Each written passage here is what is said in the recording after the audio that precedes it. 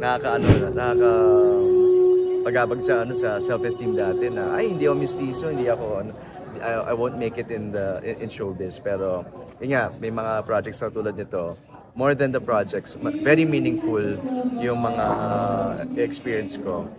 And of course, very important din yung project. So, very thankful ako ngayon sa features ko. Binulong ni Direk Ellen kanina, ang pagkakakilala natin kay Andres ay, yun nga, mayabang, matapobre kumbaga, maingay na malakas. And here you see a different side of him. Mas makikilala nga natin. And bilang partner din ni Gregoria. And mas maintindihan natin yung pagiging bayani niya in different ways, the softer side of Andres.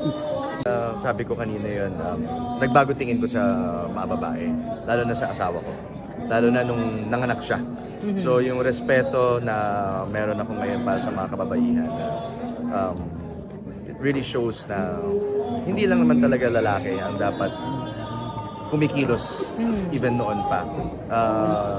The time is now talaga that we show women are indeed empowered also and they can make waves.